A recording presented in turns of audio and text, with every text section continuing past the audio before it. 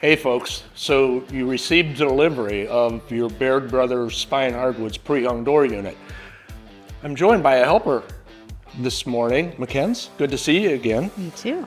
What are we going to do with this Prehung door unit now that we have it on site? Apparently you're teaching me how to install it.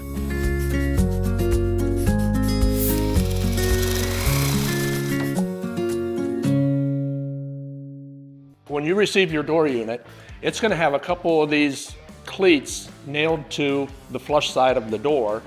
So we're going to remove a couple of those, and there'll be a cleat across the bottom. Remove it.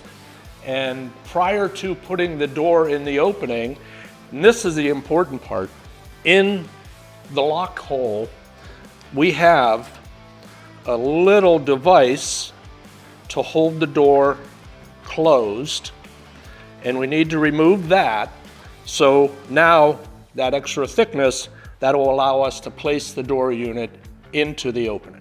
Okay, so Stack, I noticed a little, I'm assuming, trick that you did by nailing some of these shims up here. Why did we do that?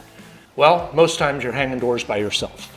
You can only be on one side of the wall at a time, right? Mm-hmm. So they're a helper. Even in the case of you helping me this morning, they're a good index. Okay, as we pass the door unit through, and we'll see, we pass the door unit through, they act as a stopper and an aligner to our wall surface. Okay, so it's getting us started in the right direction to locate our door in relationship to the wall surface and the studs. Okay, and that's probably important when you're finishing this, right? Why is nothing worse than the door jamb protruding out past the wall or falling short and being shallow, because then when you put your door casing on, it wants to rock. This way we're going to be nice and smooth, and we get those nice architectural lines on the casing to the jamb. Okay. I'm going to step around and I'm going to pass the door into our rough opening. Okay. And then we'll see where we go from there, okay? All right. All right, Kens, I got the door. Go ahead and grab the nail gun and give us one right about where that shim's at. We're off to a good start. Okay. See how those little helpers worked out? Perfect. Right? I guess you know what you're doing. So now, bingo, right? We know that casing's gonna fit up real nice on that. I just want to get this door unit secured in the opening, Kens. So we've fed shims from both directions. Shim placement is important, okay? And we'll typically shim 3 or 4 spaces on the active side. So we're getting that jamb attached nice. We like to stay close to the hinge locations so we have strength in our hinges through the fastener. Makes sense.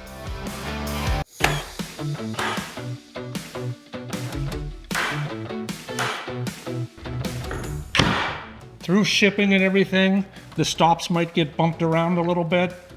Just take a block of wood or your shim, put on it, and you can see the nail location. Just tap that a little bit and get a nice contact with your door stop. The stops are a little bit movable, just with the tap of a hammer and a shim. So I didn't stop you in time, Kens. I saw you breaking shims off. We don't break shims off. We scribe them and snap them, okay? We're gonna take one of the hinges, one of the hinge screws out of the jamb side and install a longer 3-inch screw, because the weight of the door transfers to these hinges, and we're going to run a screw through the hinge, through the jamb, and into our jack stud and our stud back here in the wall surface. So that really gives that top hinge hanging power. Doors, in time, they get settled in, they want to sag, and that little extra effort helps prevent that. Okay, so we've installed this. It was pretty easy. What are the next steps? The test. What'd you learn today? Plumb, level, More important, score your shim and stick that long screw through the middle of the hinge. Right, yeah. And it wasn't that bad, right? No. It's not a bad project, and maybe next time we get together, we'll throw some door casing on this. Okay. Okay? Sounds good. Thanks for the help. Thanks, Steve.